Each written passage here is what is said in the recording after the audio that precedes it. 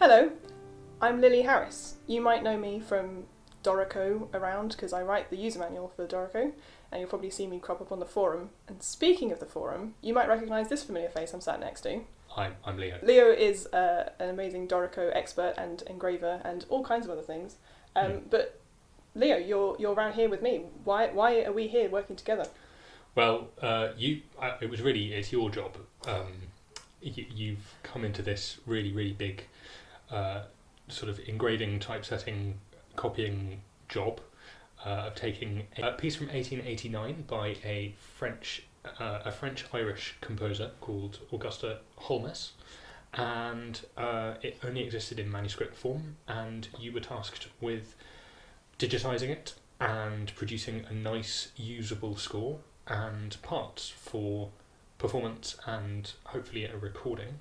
Yep. And it's an absolutely mammoth piece of music, 300 and something pages of score. That's right. We were given a PDF of a scan of the original handwritten score from the premiere in 1889 from the French archive, and from that we've been digitizing it. So, I mean, the first challenge that we faced was reading the score. I mean, it's relatively neat. It's quite consistent, but it is still a scan of a handwritten score from over 100 years ago. So it has taken a little while just to read the handwriting and be confident with all the clefs and things. Yeah, I have to admit, I've been very grateful for the fact that in addition to the manuscript, we've had an original piano vocal score with a sort of a choral score, because it's a big piece for orchestra and massed choirs. I think there were 11 choirs in the original production. It certainly looks that way. Leo, do you want to tell everyone how many people this was originally premiered by? Well, there's actually some confusion. One source says 1,000 people, another source says 1,200 people, but it looks like it was about 300 in the orchestra and 900 in the choir. That sounds about right. 900 across the possibly 11 separate choirs that were involved to premiere this piece. It was absolutely enormous, and she doesn't hold back on the orchestra forces either, does she? At one point she tries to call for 16 harps, and I think we've made some decisions there about how many players we're actually going to have in the Dorico project. Not to mention the 40 additional brass players. That's true. That's a separate question, because there was originally 4 groups, each containing 10 brass players, in addition to the full orchestra, spread out on the 4 corners of the stage, and they play sometimes together but sometimes not together. Augusta Holmès was a bit of a groundbreaking composer in her day, so she died in 1903, and she was writing music at a time when it really was not expected for women to be writing large-scale works. And I know this from, most people know this because you don't come across them every day or being performed in concerts, but as some people might know, that I have a project where I try to use music by female composers in the Dorico manual in the screenshots. And as I've been going through collecting scores from IMSLP and other various places, it's actually really hard to come across even relatively small ensemble pieces by female composers from like the 19th century. They wrote salon pieces, guitar pieces, piano pieces, and short songs. It was quite a limited range of what was expected for women if they wrote music at all. And there's Augusta Holmès in 1889 writing for 1,300 people, and the music. I mean, we've been listening to it in playback just to sort of check our accidentals and things. And how would you describe the music, Leo? Bombastic. It is bombastic. What did one article describe Augusta as?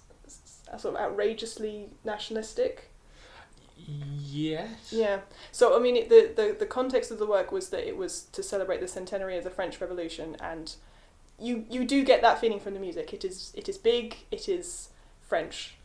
And actually you get that from the text as well, which she also wrote. Oh, yes. There's a lot of kind of Vive la France, and the kind of, it's sort of, I was typing up something the other day that sort of translated as, "This is the wine of France, the most excellent wine of France." How do you take a 300-page work for potentially 1,300 players and create a new set of parts for it?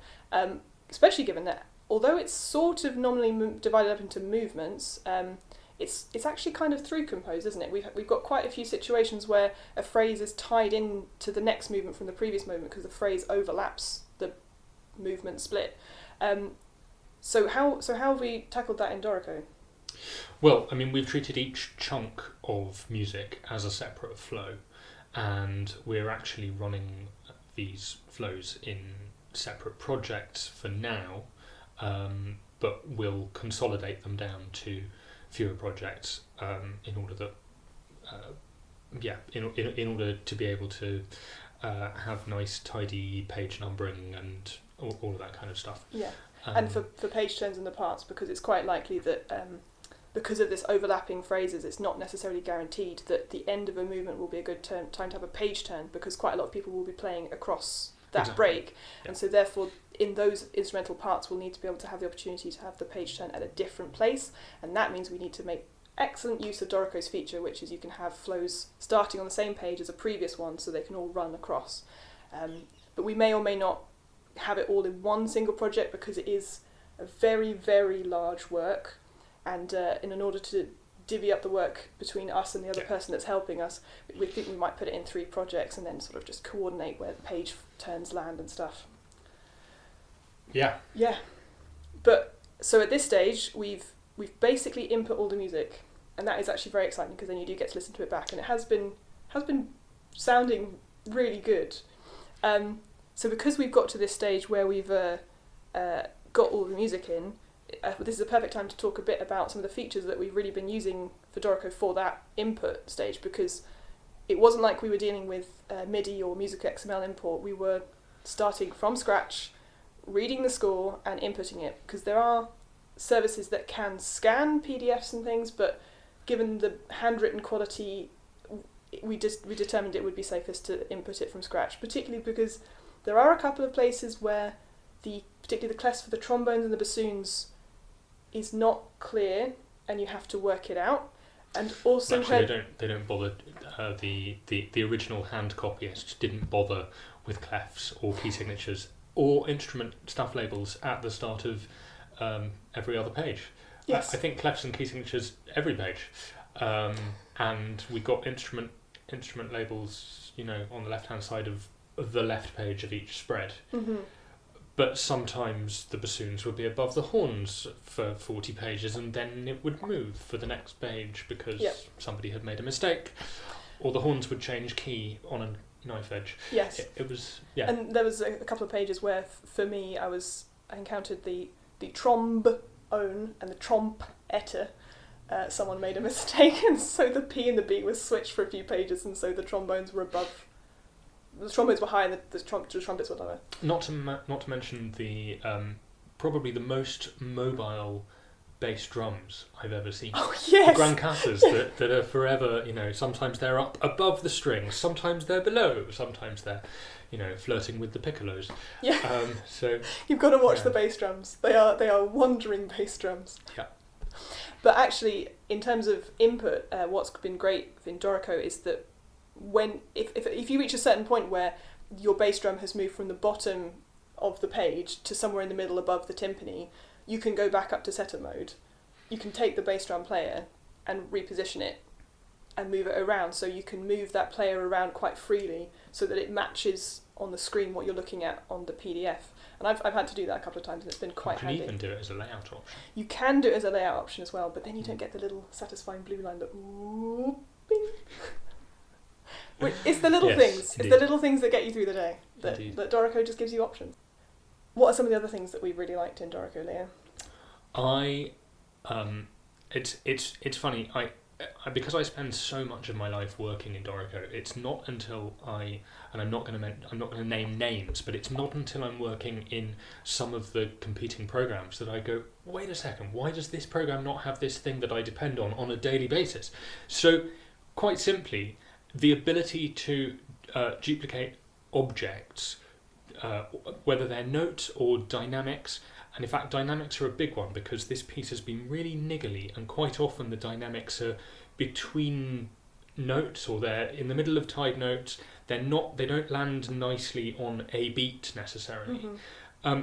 And so being able to duplicate exactly to the stuff above or below, or multi-paste to a selection of staves above or below, is really a massive time saver, and a feature that is actually sorely missing from some of the competition. And I did finally take your advice, and I assigned my own custom key commands for duplicate stuff above and below for this project. What did you go for, out of interest? I've gone for Command Alt M and N to match, like move up or cross above and below. So it's Command Alt N for duplicate above. So it fits with the Dorico logic, and I've used that quite heavily. It's pleasing, very pleasing. Speaking of multi-pasting across multiple staves, it's the multi-pasting horizontally as well. You can you can input a bar, copy it, and then paste it to a selection of bars, and it fills them in. Has been very handy, and particularly in, I think it was movement 6. I managed to get through really quickly because the phrases were all very repetitive, and once you sort of set up a few rhythmic patterns, they were used for pages and pages and pages, but the pitches were constantly changing and not necessarily in a regular pattern. So I could repeat the rhythmic pattern for the number of bars I needed, go back to the beginning, lock to duration, and just type the pitches I needed, and just bam, that part's that instrument's part was done for that page. I could just tick it off, and that really helped me whiz through that movement. I got nearly 40 pages of score done in a day and a half. That was a good day. That's impressive pace. And actually, talking of that thing where you lock to duration and repitch for pages and pages and pages, the worst thing, or at least the thing that I always used to think was the worst thing, is when you haven't looked at, because we're working with multiple screens, and you realise that you haven't looked over at what's in Dorico, and that actually your pitches have all got one step out with your rhythm because you've missed a note or you've tapped a note twice. And actually, the transformation tools that I think came in Dorico 4. I think it was, yeah. And they're also available from the Shift-I intervals and transposition, and it now does all sorts of Note tools popover. That Note tools popover, yes, that one. It's great because you can do this rotate pitches thing where it just shuffles everything along by one or whatever. The other thing that I found that particular functionality really useful for is where you come to either a repeating pattern, or you've got all of your violin twos have been going and then your violas are going just on one pitch, and so you can, rather than having to go F F F F F F F F F F F F, you can just type one F and then go repeat it to the end of selection, and it just replaces. Anyway. Yeah. You mentioned that at the end of the other day, and I came to a section today where I had a rhythmic phrase that was like bum bum bum bum bum bum bum bum bum, and everyone was doing like a melodic phrase on that, and then I think it was the violas again. I came to it, and they were on one pitch throughout the whole phrase. I was just like, oh, Leah reminded me about that repeat pitches thing, and I did it, and it was so satisfying. It was really nice to see it fall into place. I think we just need to campaign for better viola parts. I mean, it starts here. Campaign starts here. Okay. But also, while we're on the Shift-I Note Tools popover, I fell in love with it the other day when I had this sequence in the heart parts that was this, like, all these written out, like, demi-semi-quaver runs and passages, and some of it was cross-staffed. That's 30-second notes for those of you across the pond. 30-second notes, demi-semi-quavers. I think. Yeah, that sounds about right. The 3-line ones. And it was a little fiddly to set up the first one, and then for several bars it was the exact same pattern, but the harmony was changing, and it wasn't like the harmony was changing where you could just select the bar and like alt up to go up a pitch. The proportions were changing because the inversion was changing. Exactly, thank you. And then I remembered the pitch mapping in the Shift-I popover, so I repeated the bar and I did Shift-I, and it was like A becomes A flat, C becomes E. Like, it was, I can't remember the harmony, and I'm not going to do it off the cuff, but it was a really good way to then take the pattern and just shunt the notes that you need to shunt. Just take a second to think about it. X equals X, bam, and it worked. And it was really great to see it in action. And so then that whole passage, you could just go through and you could just take them and go, that's that, done. Bliss. Because setting up the cross-staff arpeggio passages, not my favourite. That's also really useful when I'm seemingly all about error correction here. It's probably because I've made lots and lots and lots of errors and have then had to correct them as quickly as I possibly can. Mm-hmm. But it's really good when you realise, with this thing of not having key signatures on every page, and the other thing is we're working from transposed score into transposed score, and so sometimes you realise that you've got a couple of systems maybe of music where all of your cornet part is E naturals and is supposed to be E flats. And yeah, being able to just go, okay, select this passage, Shift I, E equals E nat, or E equals E flat, or E flat equals E, enter, and it just does it. It's great. Yeah. It's really, really handy. The speaking of the transpose score, that reminds me. I've not been enjoying reading tenor and alto clef very much. Oh, they're my favourites. Here's my big confession time. I'm not a great reader of alto and tenor clef. I read treble easily, bass easily. It's great, but I've just been struggling, particularly with the tenor, and so what I've been doing is, and sometimes I've changed. I've had a different opinion about whether or not it needs a clef based compared to the original hand copyist. So being able to just select the clef and delete it. I know this is really simple stuff, but being able to really flexibly change the clef or remove the clef or move stuff to another stuff and that doesn't have that clef. It's a really good way of checking that I've got it right, or realizing quickly that the tuba is in unison with the trombone 3, so I don't need to input on trombone 3. I can input on the tuba, who has the bass clef, and then duplicate stuff above. Just makes it a lot quicker. And when you're inputting clefs, you can make use of Dorico 5's new multi-input preferences, which I think we've both enjoyed an awful lot. On the whole, yeah. It's really handy. So Dorico 5 introduced the ability to select multiple staves and input notation on all of those staves at the same time outside of note input, and in a clever way, Dorico you have a preference to input notations only at the first note on each selected staff. So I think this has happened a few times where like the strings will come in, the strings of the brass will come in on the downbeat, and then the woodwinds come in a beat later. You can select that whole bar and just input. Well, how many Fs did we get up to? Triple F. Input your dynamic, and Dorico will automatically put them at the first entry. So it'll be on the downbeat for the ones on the downbeat, and on the second beat for the ones that come on the second beat, not on the rest, which is incorrect. But clefs, there's a separate preference for whether the clef goes at the start of the selection, because quite often you want the clefs like at the bar line or somewhere kind of sensible. So we've got that flexibility to input them. But then there have been a couple of times when you've run into small issues with that with dynamics, haven't you? Yeah, I'm hoping that that will be. Well, actually, I think between us we've got a bit of a list of stuff that we might put. We haven't decided whether I'm going to write an email or phone Daniel, or whether you're going to go straight into dev chat or what. But we'll figure that out. I'll probably go back with the list of things we've encountered where we think, oh, this could be tweaked, this could be slightly improved. One example is we've really enjoyed working with instrument filters, because this is such. I think we've emphasised this, but I think we'll emphasise it one more time. This is massive, massive work, and so in order to make sure that every player can have their own part layout, we've got it set up so that there's 2 flutes, 2 oboes, 4 bassoons, 4 horns, and so you very quickly get a lot of staves in galley view, particularly with these 40 extra brass players on the 4 corners of the stage. So when you've got to a section... Which incidentally are 4 groups, each of 6 trumpets, 3 trombones and a tuba. Yeah. So there are 4 groups, each containing 10 instruments, and the idea is that one group is upstage left, upstage right, downstage left, downstage right, I think. Yeah.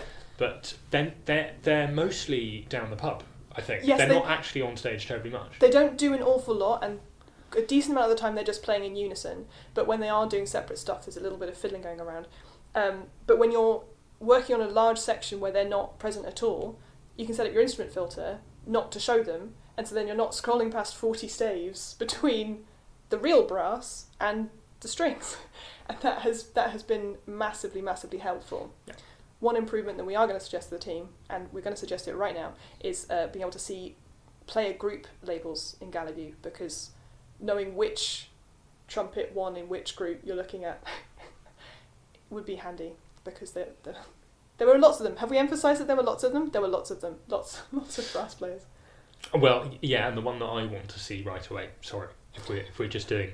if we're just coming out with it, the one thing that I do want to see is if, for instance, a clarinetist is holding multiple clarinets, then I really dislike that the duplicate to stuff below and for that matter explode, will explode to, unless you're quite careful, if you're using multi-carat input, unless you're individually selecting the rests on the staves to which you want to explode, it's going to include the staves that the individual clarinet players cannot possibly be playing in that calculation. Yeah.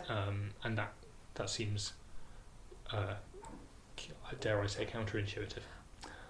I think that's a known one. I think sure. They know about that one. What are some other things that we've really enjoyed? I mean, we've talked about lock duration, but I'm going to say it again because I even wrote a little heart on my notes because that made me so happy in Movement 6. It was amazing. Filters in the jump bar. The jump bar is excellent. I mean, the jump bar is always excellent. The jump bar, yeah. Although I've not used it all that much, but maybe that's just because I'm old school. And because I've documented every single menu item and key command. Yeah, but it's all things that don't have key commands. Yeah. And you don't get... What have you used it for? For instance, I have a shortcut for explode, but I don't know what it is. But you know the jump bar. But I know that if I go to the jump bar and I type EXP and hit enter. Yeah. Not because I've set an alias, but just because it's going to be the first thing that comes up if I search for EXP. Mm.